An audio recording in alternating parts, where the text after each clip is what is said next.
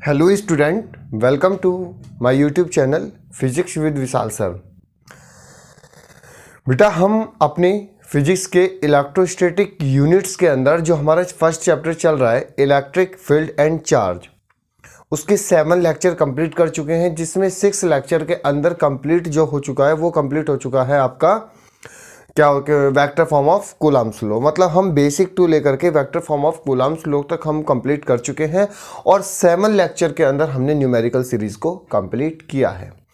और numerical series के अगर हम टोटल अभी तक क्वेश्चन देखें, हमारे 10 से 12 के आसपास लगभग क्वेश्चन हो चुके हैं।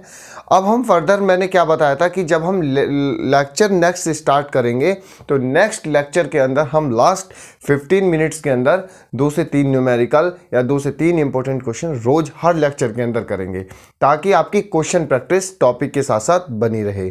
ठीक है, लेट्स नाउ आज हम एक न्यू टॉपिक बिगिन करने वाले हैं, स्टार्ट करने वाले हैं इलेक्ट्रिक फील्ड। कि इलेक्ट्रिक फील्ड क्या होता है। तो अगर बेसिकली देखें इलेक्ट्रिक फील्ड, अगर फील्ड का मतलब देखें तो फील्ड एक तरह का रीजन होता है।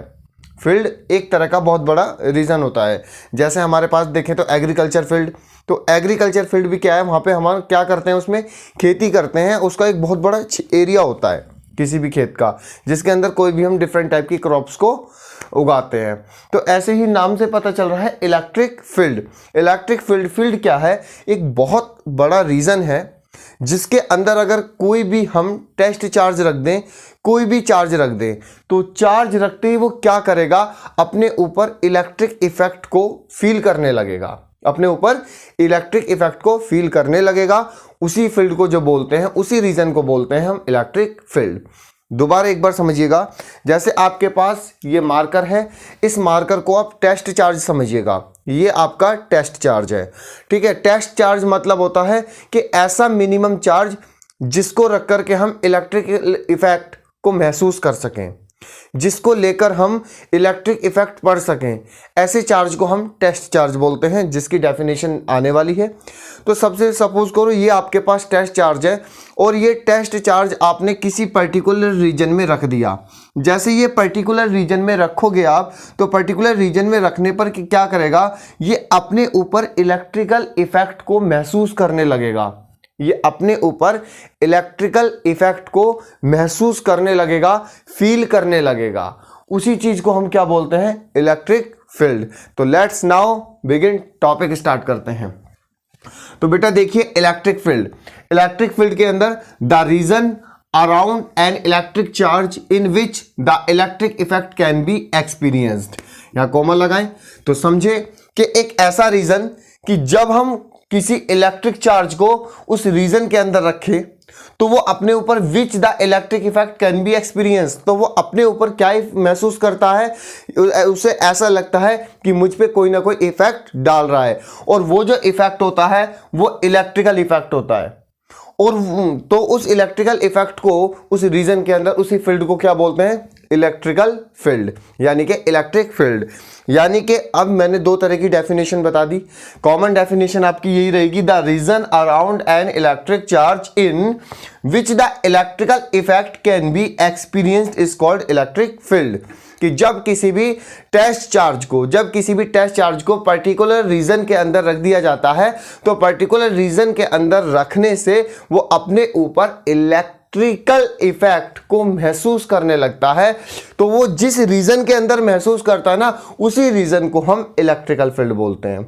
जैसे आपका जो है स्टडी रूम है, स्टडी रूम के अंदर आप स्टडी करते हैं, तो उसके चारों तरफ, आपके चारों तरफ क्या है, आपने एक चेयर और टेबल पे अपनी स्टडी करनी शुरू करी, और आपके चारों तरफ क्या है, आपके चारों तरफ आपकी बुक्स हैं, आपके चारों तरफ आपकी बुक्स हैं। इसका मतलब आप किसके रेंज में आ रहे हो, चारों तरफ बुक्स के रेंज में आ रहे हो। यानी कि आप, वो एरिया क्या है, स्टडी एरिया। वो एरिया क्या है, स्टडी एरिया।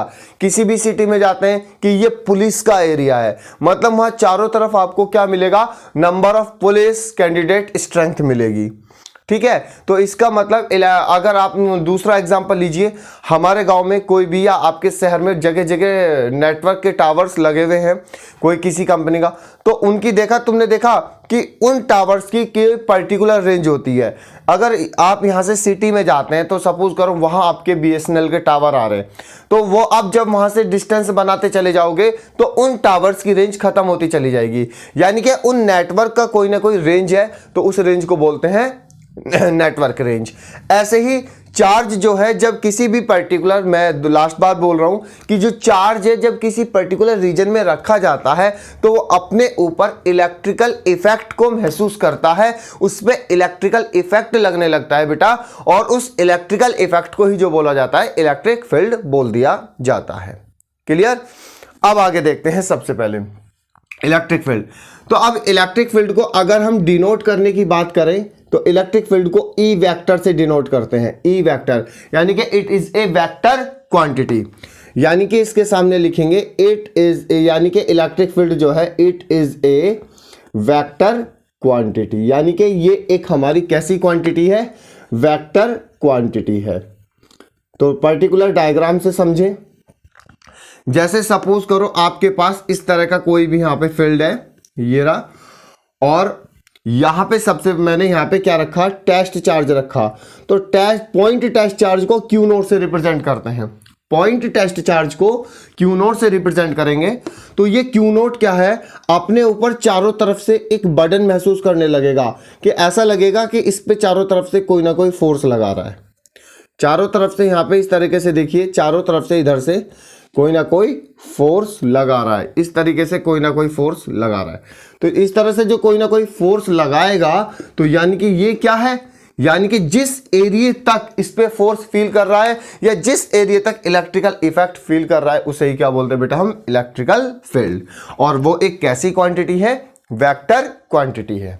तो सबसे पहले बात आई ये जो क्यू नोट है, कि क्यू नोट जो है हमारा पॉइंट टेस्ट चार्ज है। तो सबसे पहले हेडिंग डालेंगे हम टेस्ट चार्ज, कि टेस्ट चार्ज क्या होता है।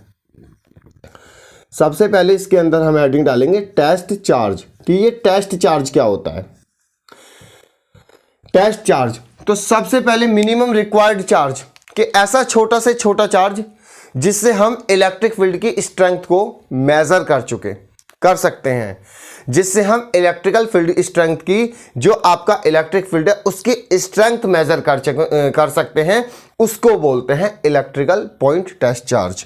तो देखिए इसकी definition, the minimum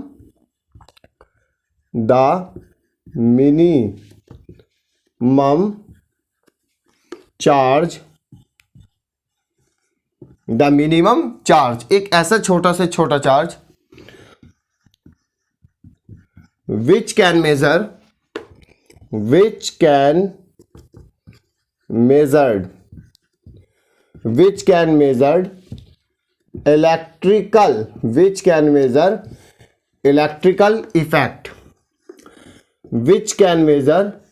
electrical effect, in the field, यानी कि एक ऐसा मिनिमम चार्ज जिससे हम इलेक्ट्रिकल फील्ड के अंदर उसके इफेक्ट को मेजर कर चुके हैं, यानी कि कर सकते हैं, उसके इफेक्ट को मेजर कर सकते हैं, उसी को ही क्या बोलते हैं, टेस्ट चार्ज बोला जाता है। और टेस्ट चार्ज को हम क्यू नोट से डिनोट करते हैं। और बेटा ध्यान रखना, it is a scalar quantity, it is scalar quantity, यानी कि ये जो है बेटा वो आपका स्केलर क्वांटिटी है। ये क्या है, आपका स्केलर क्वांटिटी है। ठीक है। अब सबसे पहले यहां तक बात समझ में आ चुकी है कि इलेक्ट्रिक फील्ड क्या होता है और ये वेक्टर क्वांटिटी है, यानी कि किसी भी पर्टिकुलर फील्ड में जो चार्ज है, पॉइंट टेस्ट चार्ज है, वो टेस्ट चार्ज जितना इलेक्ट्रिकल इफेक्ट महसूस करेगा, जिस रेंज तक करेगा, उसे इलेक्ट्रिक फील्ड बोलते हैं। It is a vector quantity. अब सबसे पहली मुद्दे की बात आई थी कि ये क्यू नोट जो है टेस्ट चार्ज क्या होता है। टेस्ट चार्ज एक ऐसा मिनिमम चार्ज होता है जिस पे हम इलेक्ट्रिकल इफेक्ट को मेजर कर सकते हैं या जिससे हम इलेक्ट्रिकल इफेक्ट को मेजर करते हैं उसको हम बोलते हैं टेस्ट चार्ज। टेस्ट चार्ज को क्यू नोट से डिनोट करते हैं और वो आपको पता है चाहे टेस्ट चार्ज हो चाहे कॉमन चार्ज हो, it is a scalar quantity, यानी कि दोनों की दोनों जो है वो एक स्केलर क्वांटिटी होती है। आई बात समझ में? अब सबसे पहले ये वाली कॉमन चीजें की बात आपकी खत्म हो चुकी है। अब सबसे पहले आपने बताया, एक मैं आपको बताऊं कि direction of electrical field, direction of electric field, यानी कि ये आपने जो इलेक्ट्रिक फील्ड की बात कर रहे हो इनकी डायरेक्शन क्या क्या हो सकती है। तो देखिए ना यहां पे topic direction of electric field, direction of electric field, यानी कि जो आपका इलेक्ट्रिक फील्ड है उसकी क्या क्या डायरेक्शन होती है, यानी कि जो आप इलेक्ट्रिक फील्ड को शो करोगे वो कैसे कैसे शो करोगे। जब अगर आपके पास मैं पॉइंट टेस्ट चार्ज दे देता हूं या आपको मैं पॉजिटिव चार्ज दे दूं या मैं आपको नेगेटिव चार्ज दे दूं तो इलेक्ट्रिक फील्ड की डायरेक्शन कैसे कैसे शो करोगे। तो मैं आपको एक बात बता दूं सबसे पहले कि डायरेक्शन ऑफ इलेक्ट्रिक फील्ड, यानी कि इलेक्ट्रिक फील्ड की डायरेक्शन क्या क्या हो सकती हैं। तो इलेक्ट्रिक फील्ड की डायरेक्शन हम दो तरीके से शो कर सकते हैं, एक चार्ज के थ्रू और एक फोर्स के थ्रू। तो सबसे पहले मैं डायरेक्शन को शो करूंगा थ्रू द चार्ज, मैं डायरेक्शन को शो करूंगा थ्रू चार्ज, यानी कि जो आप पॉइंट टेस्ट चार्ज लेंगे क्यू नॉट उसके अकॉर्डिंग मैं इलेक्ट्रिक फील्ड की डायरेक्शन को शो करूंगा। अब आपने सपोज करो ये जो चार्ज आपने टेस्ट चार्ज लिया है क्यू नॉट, अब ये दो तरह का आ जाएगा। सबसे पहले आ जाएगा पॉजिटिव टेस्ट चार्ज और दूसरा आ जाएगा नेगेटिव टेस्ट चार्ज। एक आता है पॉजिटिव टेस्ट चार्ज और दूसरा आ जाता है नेगेटिव टेस्ट चार्ज। बात सही है भाई? आपके पास टेस्ट चार्ज है ना, वो टेस्ट चार्ज भी दो नेचर का हो सकता है, एक पॉजिटिव टेस्ट चार्ज और एक नेगेटिव टेस्ट चार्ज। तो हमेशा देखना पॉजिटिव टेस्ट चार्ज आपने ले लिया तो पॉजिटिव टेस्ट चार्ज से इलेक्ट्रिक फील्ड की डायरेक्शन हमेशा अवे फ्रॉम होती है, दूर होती है ना, away from the positive test charge, यानी कि इसकी जो डायरेक्शन होगी वो direction away from the positive test charge. ये सपोज करो इसको मैं सेंटर में बना देता हूं, ठीक है, हमेशा दूर की तरफ होती है। एक होता है नेगेटिव टेस्ट चार्ज, यानी कि negative test charge Q naught, तो क्यू नॉट की तरफ, और जो क्यू नॉट जो होता है नेगेटिव चार्ज में होता है तो वो उसकी तरफ उसकी डायरेक्शन होती है, यानी कि इलेक्ट्रिक फील्ड जो है वो पॉजिटिव चार्ज से दूर की तरफ जाएगा और नेगेटिव चार्ज की तरफ आएगा, यानी कि इस पॉजिटिव क्यू नोट को मैं लिख सकता हूं away from the positive test charge और toward the negative test charge. तो बात क्लियर आई कि डायरेक्शन ऑफ इलेक्ट्रिक फील्ड की चार्ज की वजह से दो तरह की हो सकती हैं। अगर आपका पॉजिटिव टेस्ट चार्ज है तो इलेक्ट्रिक फील्ड लाइन दूर जाएंगी, अगर नेगेटिव टेस्ट चार्ज है तो इलेक्ट्रिक फील्ड लाइन बहुत पास पास आएंगी। ठीक है, यहां तक बेसिक आपको पता चला। आगे चलते हैं बेटा, इसी डायरेक्शन को आगे एक्सप्लेन करते हैं। देखिए सबसे पहले बेसिक चल रहा है बेटा इलेक्ट्रिक फील्ड का, तो आपने यहां पे जब लिखोगे तो पॉजिटिव टेस्ट चार्ज की वजह से क्या लिखोगे, away from the plus Q note charge, यानी कि पॉजिटिव टेस्ट चार्ज से वो दूर जाने वाली है। क्लियर? अगर मैं यहां पे लिखूंगा माइनस क्यू नोट तो यानी कि इसके लिखूंगा towards the negative Q note charge, मतलब क्यू नोट चार्ज की तरफ आपकी इलेक्ट्रिक फील्ड लाइन आने वाली है, यानी कि इलेक्ट्रिक फील्ड आने वाली है। ये तो मैं चार्ज की वजह से कर सकता हूं। क्लियर? यहां तक बात समझ में आई? बिल्कुल, यहां तक मैं क्लियर कर चुका हूं। तो देखिए इसके बाद आगे मैं और भी करूंगा। सबसे पहले अगर आपके पास, ध्यान रख लेना एक चीज और है कि आप जो इलेक्ट्रिक फील्ड की डायरेक्शन है वो फोर्स के अकॉर्डिंग भी शो कर सकते हैं। फोर्स के अकॉर्डिंग भी आप शो कर सकते हैं। कैसे? उसमें भी थोड़ा क्या है, आपका चार्ज का रोल प्ले होगा। तो यहां तक आप कंफ्यूज मत होना, बहुत अभी तो इलेक्ट्रिक फील्ड बताया, उसके बाद टेस्ट चार्ज बताया, और टेस्ट चार्ज के बाद इलेक्ट्रिक फील्ड की डायरेक्शन बताई through the charge. Positive test charge है तो दूर चले जाएंगे, यानी कि इलेक्ट्रिक फील्ड दूर होगा, और अगर नेगेटिव टेस्ट चार्ज है तो इलेक्ट्रिक फील्ड पास होगा। क्लियर है? यहां तक बात समझ में आई। अब इसके बाद सबसे पहले जो स्टार्ट करते हैं इसके अंदर कि इलेक्ट्रिक फील्ड की डायरेक्शन एक बार शो करनी है फोर्स की वजह से, यानी कि उसको शुरू करने से पहले हमें एक टॉपिक पढ़ना होगा, इलेक्ट्रिक फील्ड इंटेंसिटी। क्या टॉपिक पढ़ना होगा? Electric field intensity. कि इलेक्ट्रिक फील्ड इंटेंसिटी क्या होता है। आप सबसे पहले इसको नोट कीजिएगा, तुरंत हम इलेक्ट्रिक फील्ड इंटेंसिटी को शुरू करते हैं। तो लेट्स नाउ अब स्टार्ट करते हैं टॉपिक। सबसे पहले इलेक्ट्रिक फील्ड इंटेंसिटी के इलेक्ट्रिक फील्ड इंटेंसिटी होती क्या है, देखिए यहां पे इलेक्ट्रिक फील्ड इंटेंसिटी। तो इसके आपको सबसे पहले इलेक्ट्रिक फील्ड बताया, उसके बाद आपको बताना है इलेक्ट्रिक फील्ड इंटेंसिटी कि इलेक्ट्रिक फील्ड इंटेंसिटी होती क्या है। अगर एक कायदे यहाँ पे बात करूँ इलेक्ट्रिक, देखिए इलेक्ट्रिक फील्ड इंटेंसिटी, तो इलेक्ट्रिक फील्ड इंटेंसिटी एक तरह का इलेक्ट्रिक फील्ड ही होता है, एक तरह की इलेक्ट्रिक फील्ड की रेंज होती है। मतलब जो हम बात कर रहे थे कि इलेक्ट्रिक फील्ड एक पर्टिकुलर रीजन है जिसके अंदर हम कोई भी चार्ज रखें तो वो अपने ऊपर इलेक्ट्रिकल इफेक्ट को महसूस करने लगता है। तो मैं आपको दो चीज अब मैं बताऊं कि ये जो सबसे पहले मैंने इलेक्ट्रिक फील्ड इंटेंसिटी है, ये जो इंटेंसिटी है, ये इंटेंसिटी का मतलब क्या है, इसमें दो चीज आती हैं। उसमें दो चीज क्या आती है कि आपके पास कोई भी चार्ज है, जो आप क्यू नोट चार्ज लेते हैं, जो आप टेस्ट चार्ज लेते हैं, जो आप क्यू नोट चार्ज लेते हैं, टेस्ट चार्ज लेते हैं, उस पर कितना फोर्स एक्ट हो रहा है, उस पर कितना फोर्स एक्ट हो रहा है।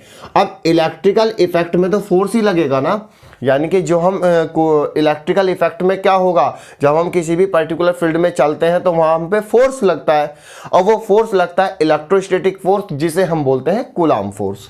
तो इसका मतलब ये जो क्यू नोट टेस्ट चार्ज है, ये क्या करेगा, ये जब मैं इसको किसी भी पर्टिकुलर फील्ड में रखूंगा तो अपने ऊपर क्या करेगा, फोर्स फील करेगा, फोर्स फील करेगा। तो इस फोर्स का जो मैग्नीट्यूड है ना, इस फोर्स का जो मैग्नीट्यूड है, वो मैग्नीट्यूड ही हमारी क्या है, इंटेंसिटी है। वो मैग्नीट्यूड क्या है बेटा, वो मैग्नीट्यूड ही हमारी क्या है, इलेक्ट्रिक फील्ड इंटेंसिटी। तो मैं आपको भी इसको बेसिक लैंग्वेज में समझाऊं कि इलेक्ट्रिक फील्ड के अंदर जब किसी भी पॉइंट टेस्ट चार्ज पे फोर्स फील होता है या फोर्स लगता है, पहली बात उस इलेक्ट्रिकल इफेक्ट, जो मैं इलेक्ट्रिकल इफेक्ट आपको बता रहा था, वो इलेक्ट्रिकल इफेक्ट एक फोर्स है। अब इस फोर्स का जो भी मैग्नीट्यूड होगा वही मेरी होती है इलेक्ट्रिकल इंटेंसिटी, यानी कि इलेक्ट्रिक फील्ड इंटेंसिटी। समझ में आई? यानी कि क्या बोल रहा हूं मैं कि जो हम किसी भी पर्टिकुलर रीजन के अंदर पॉइंट टेस्ट चार्ज को रख रहे हैं और पॉइंट टेस्ट चार्ज को रखने के बाद वो अपने ऊपर इलेक्ट्रिकल इफेक्ट को फील कर रहा है, जो वो इलेक्ट्रिकल इफेक्ट अपने ऊपर लगा रहा है ना, तो वो ही इफेक्ट जो है उसका मैग्नीट्यूड आपका इलेक्ट्रिक फील्ड इंटेंसिटी होता है। यानी कि मैं एक पॉइंट टेस्ट चार्ज हूं और मुझे किसी पर्टिकुलर फील्ड में तुम डाल दो, आपने उठा के वहां डाल दिया, तो मैं अपने ऊपर जितना फोर्स फील करूंगा ना, उसका मैग्नीट्यूड ही हमारा क्या होता है, इलेक्ट्रिकल फील्ड इंटेंसिटी। आइए देखते हैं इसकी डेफिनेशन। तो इसकी डेफिनेशन बहुत सिंपल है, the force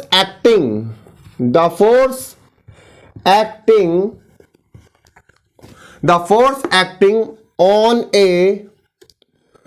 on a test positive charge,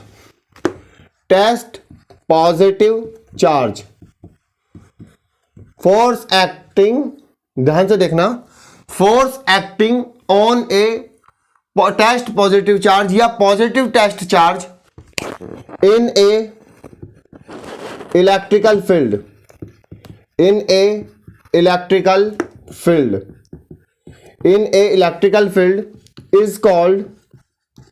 is called electrical field intensity, is called electrical field intensity, is called electrical field intensity। तो डेफिनेशन एक बार समझिएगा, डेफिनेशन हम आपको समझाते हैं, देखना। The force acting on a test positive charge in a electrical field is called electrical field intensity. यानी कि किसी भी इलेक्ट्रिकल फील्ड के अंदर टेस्ट पॉजिटिव चार्ज पे जितना फोर्स एक्ट होता है उसको ही हम क्या बोलते हैं, इलेक्ट्रिकल फील्ड इंटेंसिटी बोलते हैं। यानी कि जितना मैग्नीट्यूड आएगा 5 न्यूटन का, 6 न्यूटन का, 7 न्यूटन का, जो भी मैग्नीट्यूड आप रिप्रेजेंट करेंगे वही आपका क्या होगा, इलेक्ट्रिकल फील्ड इंटेंसिटी। क्लियर। अब देखें आगे, सबसे पहले उसका सबसे पहला फॉर्मूला आपको पता है कि इलेक्ट्रिकल फील्ड इंटेंसिटी या electric field is a vector quantity. यानी कि उसका जो फॉर्मूला होता है वो होता है E vector is equal to F vector, क्योंकि एफ भी क्या है, एक इस vector quantity upon point test charge Q naught. ये फॉर्मूला होता है इलेक्ट्रिकल फील्ड इंटेंसिटी का। यानी कि E is equal to F vector upon Q naught. अगर आपसे कहीं भी इलेक्ट्रिकल फील्ड इंटेंसिटी का फॉर्मूला पूछा जाए तो आप हमेशा बताना कि E vector is equal to F vector upon Q note. अब इसे आगे करके चलते हैं, देखना। E vector is equal to F vector upon Q naught. अगर मैं इसकी रिप्रेजेंट करूं, आपने समझते हैं कि जो F होता है वो F होता है इलेक्ट्रोस्टैटिक फोर्स, यानी कि इलेक्ट्रिकल इफेक्ट, यानी कि वो होता है इलेक्ट्रोस्टैटिक फोर्स। यानी कि क्या होता है, इलेक्ट्रोस्टैटिक फोर्स। अब ये इलेक्ट्रोस्टैटिक फोर्स जो होता है वो आप जानते हैं क्या होता है, 1/4 pi epsilon naught Q1 Q2 upon बीच की डिस्टेंस R स्क्वायर, बीच की डिस्टेंस R स्क्वायर। तो यहां देखिए बेटा, तो ये जो है, ये मैंने जो निकाला electrostatic force 1/4 pi epsilon naught Q1 Q2 upon R square. तो ये हमारा इलेक्ट्रोस्टैटिक फोर्स है, यानी कि F वेक्टर से रिप्रेजेंट करूंगा। अब सपोज करो, यानी कि जो फोर्स फील हो रहा है, एक मेरे पास यहाँ पे Q1 चार्ज है, या इसको मैं Q1 is equal to Q charge ले लूं, और दूसरा मेरे पास इसके कंपैरिजन में एक छोटा सा पॉइंट टेस्ट चार्ज है जिसको मैं Q2 is equal to Q naught ले लूं, और दोनों एक दूसरे से R डिस्टेंस पर रखे हुए हैं। तो अब इनके बीच में अगर मैं फोर्स फील करा दूं, तो फोर्स फील कराने पे क्या निकालोगे, आप F vector is equal to यहाँ पे 1/4 pi epsilon naught Q1 Q2 upon R square. अब ये Q1 Q2 की वैल्यू पुट करोगे तो यानी कि F vector is equal to यहाँ पे आ जाएगा 1/4 पाई एप्सिलॉन नॉट। Q1 की जगह बेटा Q रखोगे, Q नोट की जगह Q नोट रखोगे, और R स्क्वायर। अब मैं क्या करूंगा, ये जो वैल्यू है इसको मैं, इस वाली जो इक्वेशन है इसको मैं इक्वेशन नंबर फर्स्ट मान लेता हूं, और ये जो मेरा फॉर्मूला है E vector is equal to F vector upon Q naught, इसके अंदर पुट कर दूंगा, इसके अंदर मैं सब्सटीट्यूट करूंगा। यानी कि बेटा इस वाले एफ वेक्टर को मैं E वेक्टर वाली क्वांटिटी के अंदर सब्सटीट्यूट करता हूं। तो यानी कि इक्वेशन नंबर सेकेंड यहां पे लिखते हूं, substituted in E vector, E vector वाली क्वांटिटी के अंदर पुट करता हूं। तो E vector is equal to, आप जानते हैं E vector is equal to F vector upon Q naught. तो बेटा एफ वेक्टर की जगह मैं क्या लिख दूंगा, यहाँ पे 1/4 पाई एप्सिलॉन नोट, यहाँ पे Q naught upon R square. साथ में बेटा पहले से अपॉन में क्या है, क्यू नोट है, तो यहाँ पे मैं क्यू नोट रखूंगा, तो क्यू नोट से क्यू नोट कैंसिल, तो क्यू नोट से क्यू नोट कैंसिल, तो कितना आ जाएगा, E vector is equal to 1/4 pi epsilon naught Q upon R square. मतलब आपके पास इलेक्ट्रिकल फील्ड इंटेंसिटी का एक और नया फॉर्मूला आ जाएगा कि E vector is equal to 1/4 pi epsilon naught Q upon R square. अब इन दोनों को अप्लाई करने की कंडीशन क्या होती है, जब आपको सीधा सीधा किसी पर्टिकुलर फील्ड में पॉइंट टेस्ट चार्ज आपको दे दिया जाए और आपको फोर्स का मैग्नीट्यूड दे दिया जाए, तो आपको सीधा फॉर्मूला लगाना है E vector is equal to F vector upon Q naught. But लेकिन आपको क्या करेगा, वहां पे पहली कंडीशन में तो फोर्स का मैग्नीट्यूड दे रहा है, पर सेकंड कंडीशन में आपको फोर्स का मैग्नीट्यूड नहीं दिया जाएगा। फोर्स का मैग्नीट्यूड ना दे करके एक चार्ज दे देगा जो पॉइंट टेस्ट चार्ज के साथ रखा जाएगा और आपस में किसी भी सेपरेटली डिस्टेंस पे रख दिए जाएंगे। जब दोनों कोई भी चार्ज सेपरेटली डिस्टेंस पे रख दिए जाते हैं तो आपस में फोर्स फील करते हैं बेटा। जब फोर्स फील करेंगे तो वो इलेक्ट्रोस्टैटिक फोर्स निकल के आता है F vector is equal to 1/4 pi epsilon naught Q naught upon R square. Done the equation number second. अब इसकी वैल्यू को सेकंड को मैंने इस वाले फॉर्मूले के अंदर सब्स्टिट्यूट कर दिया तो E vector is equal to 1/4 pi epsilon naught Q naught upon R square Q naught. तो Q नॉट से Q नॉट कैंसिल, जब Q नॉट से Q नॉट कैंसिल तो E vector is equal to 1/4 pi epsilon naught Q upon R square. मतलब electrical field intensity के दो फॉर्मूले आपके पास आ चुके हैं कि E vector is equal to F vector upon Q naught और E vector is equal to 1/4 pi epsilon naught Q upon R square. फटाफट से बेटा इसको नोट कीजिएगा और नेक्स्ट स्टार्ट करते हैं इससे आगे फटाफट। तो लेट्स नाउ यहां तक आपका टॉपिक हो चुका था। हम दो फॉर्मूले इलेक्ट्रिक फील्ड इंटेंसिटी के पढ़ चुके थे।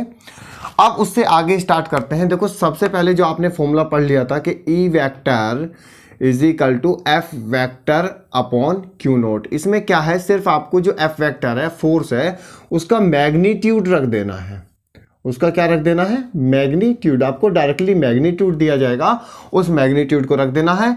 और ये क्यू जो है, क्यू नोट जो है, ये हमेशा पॉजिटिव टेस्ट चार्ज है, कभी भी नेगेटिव चार्ज नहीं लिया जाता।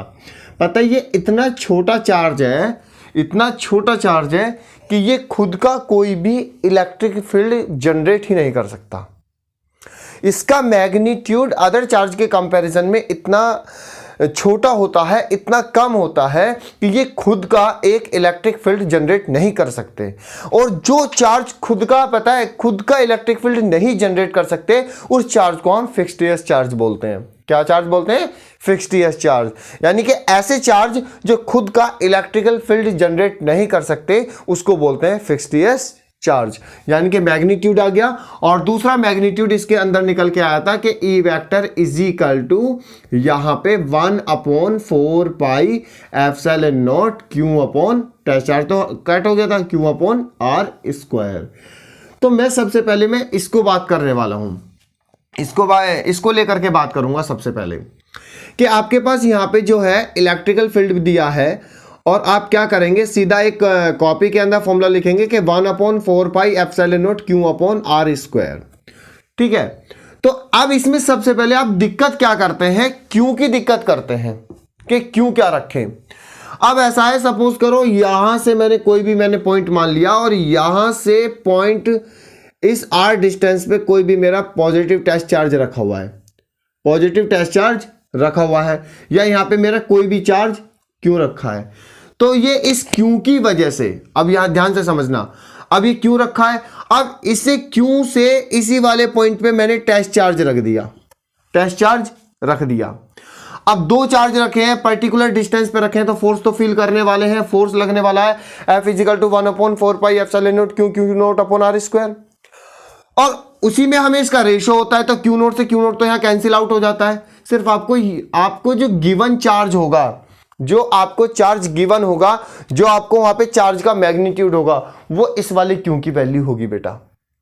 वहां पे उस गिवन चार्ज का या उस गिवन चार्ज का जो मैग्नीट्यूड दे रखा है, सिर्फ आपको ये मैग्नीट्यूड रखना है।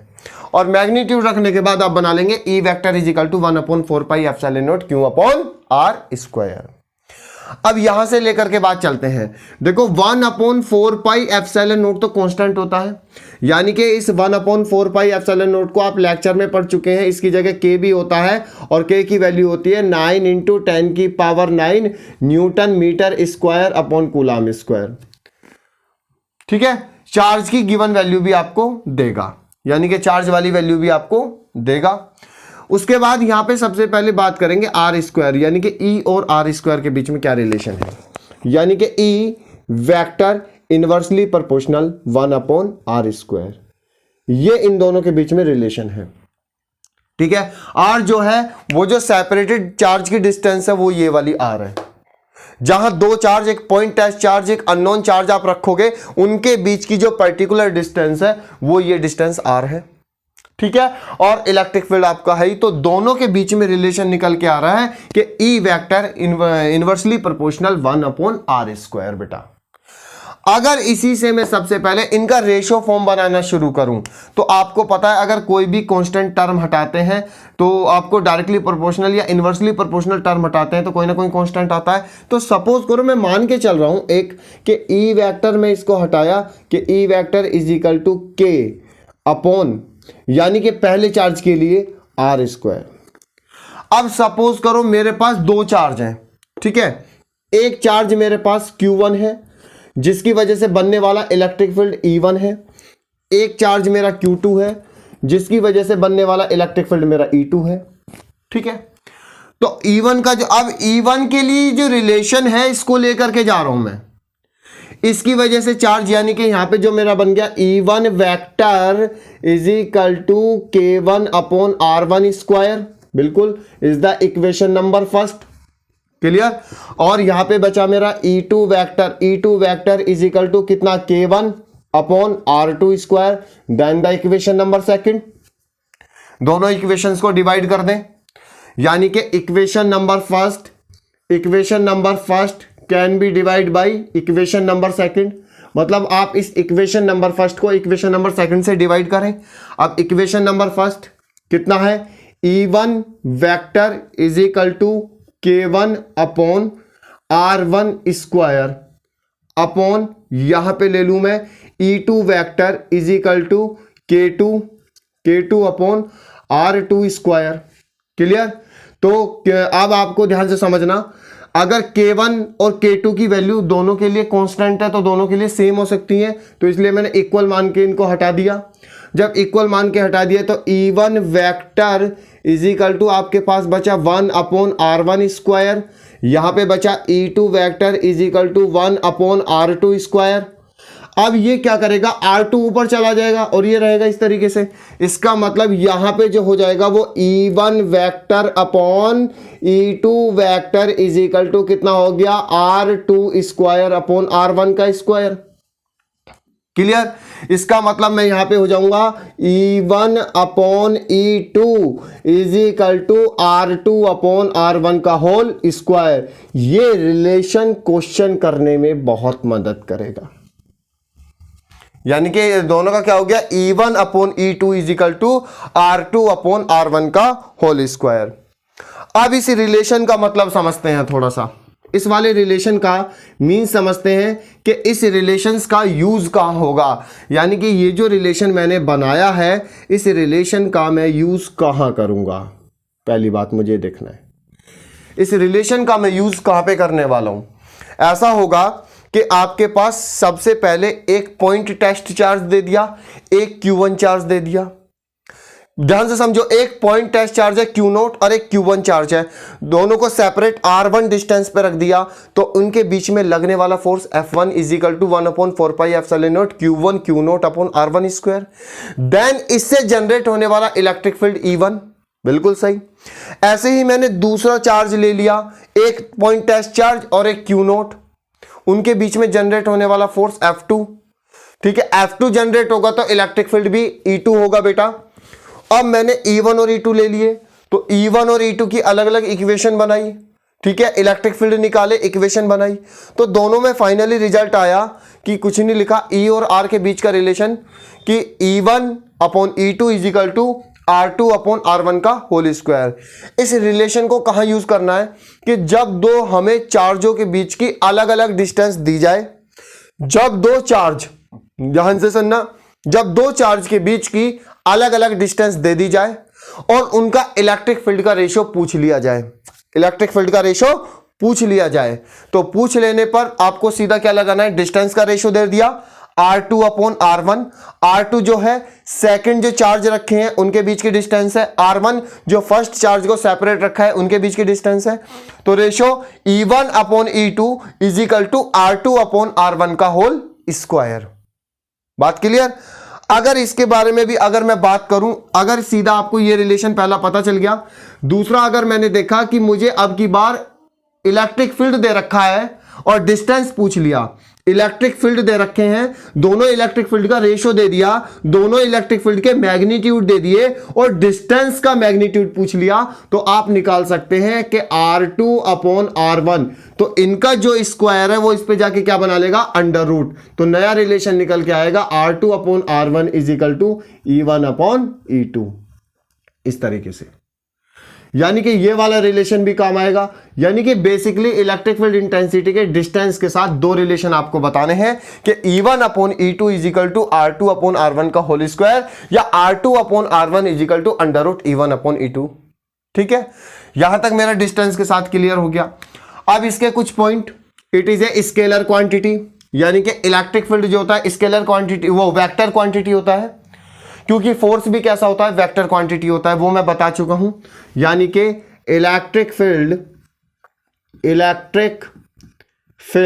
पहला point, electric field is vector quantity, कि इलेक्ट्रिक फील्ड क्या है, आपकी एक वेक्टर क्वांटिटी है। आप बता सकते हैं क्यों, बिकॉज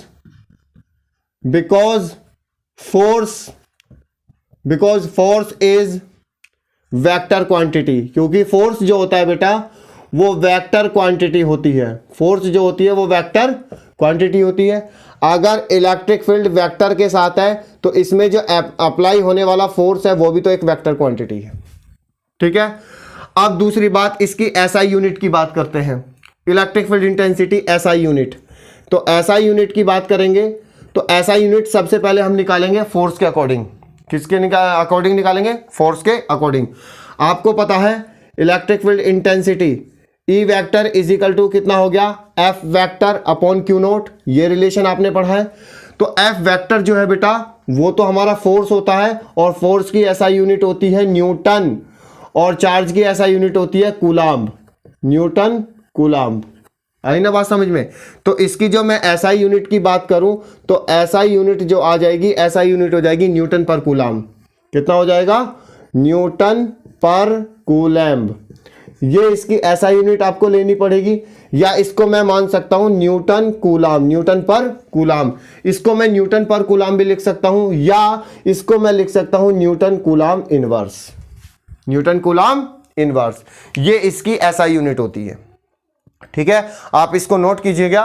तुरंत इससे आगे स्टार्ट करते हैं आराम से। बहुत इजी टॉपिक है बेटा, इसमें कोई भी घबराने की जरूरत नहीं है। मैंने बिल्कुल एक एक बेसिक सारा आपका क्लियर किया है। Electric field intensity. अब इलेक्ट्रिक फील्ड में जितनी भी वैरायटीज आपके सामने आएंगी वो मैंने सामने आपको रख दी। बस लास्ट में अभी देखो कि electric field is a vector quantity because force is a vector quantity. आपको पता है कि जब फोर्स ही वेक्टर क्वांटिटी है तो लगन फॉर्मूले के अकॉर्डिंग इलेक्ट्रिक फील्ड भी कैसा हो जाएगा बेटा, वेक्टर क्वांटिटी। SI यूनिट की बात करें न्यूटन पर कूलाम्ब, यानी कि N पर C, यानी कि N Newton coulomb inverse. Note कीजिएगा फटाफट। तो अगर SI यूनिट की बात करें तो इसमें SI यूनिट क्या आ गई, न्यूटन पर कूलाम्ब, यानी कि न्यूटन कूलाम्ब इनवर्स। अब आगे देखते हैं। सबसे पहले और भी इसकी छोटी छोटी बातें हैं इलेक्ट्रिक फील्ड की। यहां तक आपको SI यूनिट वगैरह चली गई पता। और अब अगर हम इसकी डायमेंशन की बात करें, इसका अगर हम डायमेंशन की बात करें कि डायमेंशन क्या होता है या डायमेंशन कैसे निकाली जाती है। डायमेंशन निकालने का फॉर्मूला होता है कि E vector is equal to F vector upon Q naught. ये इलेक्ट्रिक फील्ड इंटेंसिटी या इलेक्ट्रिक फील्ड। तो सबसे पहले मुझे E की डायमेंशन निकालनी है। तो E की डायमेंशन के लिए E vector is equal to force की डायमेंशन होती है ML_T-2, और चार्ज चाहे टेस्ट चार्ज हो, चाहे पॉइंट टेस्ट चार्ज हो, चाहे पॉजिटिव चार्ज हो, चाहे नेगेटिव चार्ज हो, उसमें चार्ज की डायमेंशन आ जाएगी 80। यहाँ पे जाके चार्ज की डायमेंशन 80 आ गई।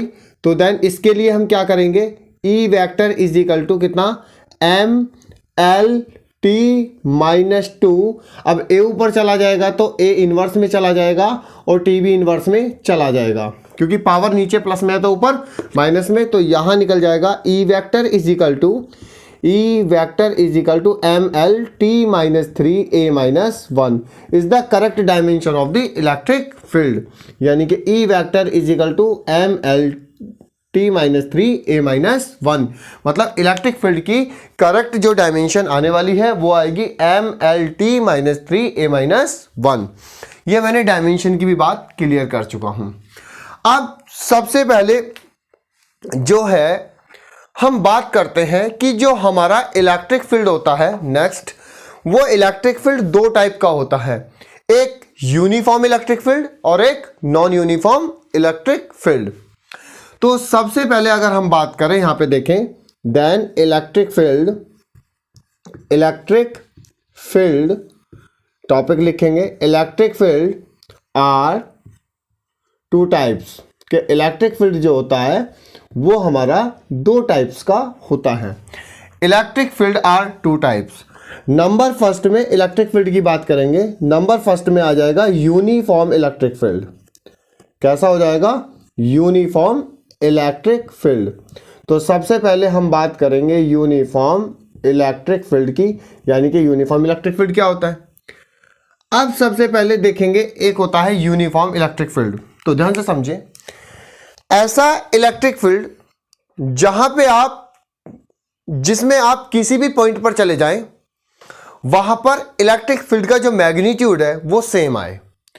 जैसे मेरे पास कहीं भी इलेक्ट्रिक फील्ड की बहुत बड़ी रेंज है और एक बहुत बड़ा एरिया है, और उस एरिया को पर्टिकुलर मैंने मान लिया कि वो इलेक्ट्रिक फील्ड है, तो उस इलेक्ट्रिक फील्ड के अंदर मैं कहीं किसी भी पॉइंट पे चले जाऊं या कहीं भी जाकर के बैठ जाऊं, वहां पर ईच पॉइंट पे जाकर के magnitude of electric field equal आना चाहिए, हर जगह सेम आना चाहिए। ऐसे फील्ड को बोलते हैं यूनिफॉर्म इलेक्ट्रिक फील्ड। तो यानी कि अगर मैं इसकी डेफिनेशन को क्रिएट करूं तो डेफिनेशन में लिखेंगे द मैग्नीट्यूड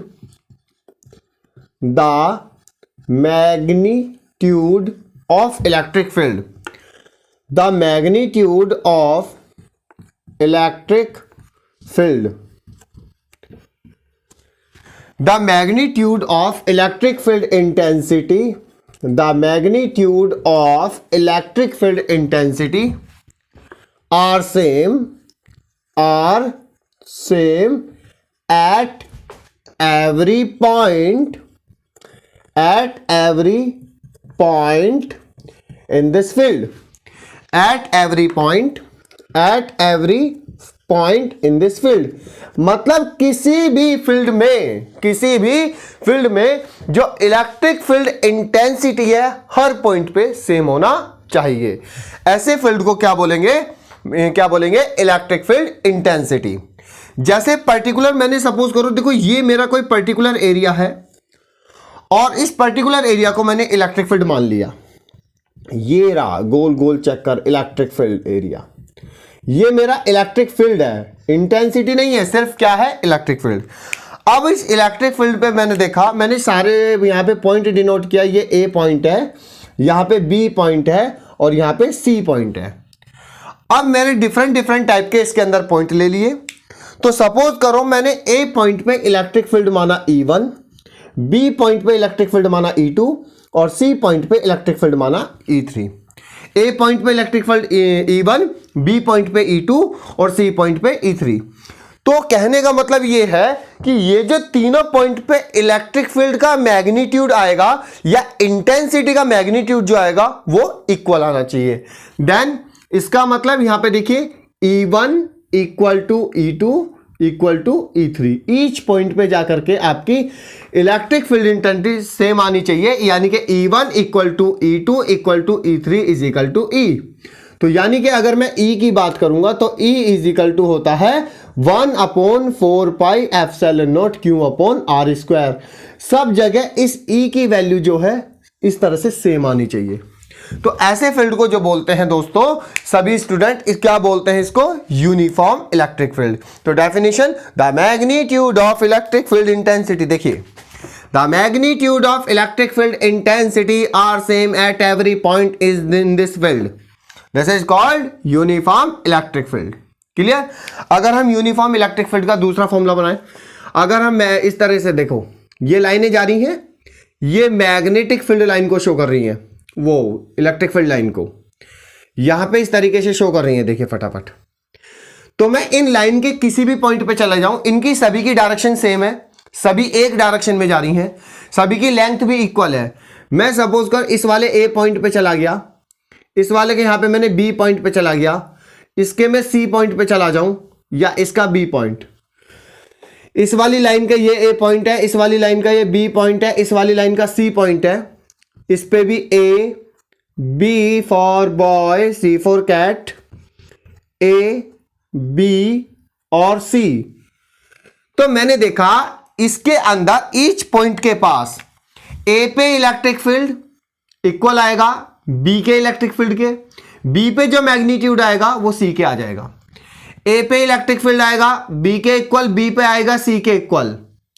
मतलब ए आएगा यानी कि ए पे इलेक्ट्रिक फील्ड, यानी कि बी पे इलेक्ट्रिक फील्ड ए के इक्वल और सी पे इलेक्ट्रिक फील्ड बी के इक्वल। मतलब कहीं भी आप चले जाए ईच पॉइंट पे इलेक्ट्रिक फील्ड इंटेंसिटी का जो मैग्नीट्यूड होने वाला है वो सेम होने वाला है, उसे क्या बोलते हैं? Uniform electric field. और यूनिफॉर्म इलेक्ट्रिक फील्ड में अगर आप स्केच बनाने की कोशिश करें, जो नेक्स्ट टॉपिक में आपको बताऊंगा इलेक्ट्रिक फील्ड लाइन, उनका जो स्केच बनाने की कोशिश करेंगे वो स्केच आपका इस तरीके से बनेगा। बट आप में उसको पॉइंट को रिप्रेजेंट नहीं करना, आप इस तरीके से स्ट्रेट लाइन बना करके दिखा देना। जहां भी आपको इस तरह से स्ट्रेट लाइन आपको दिखाई दे तो it is the represent of uniform electric field, it is the represent of uniform electric field. यानी कि ये सारा का सारा जो किसको रिप्रेजेंट कर रहा है? यूनिफॉर्म इलेक्ट्रिक फील्ड को रिप्रेजेंट करेगा।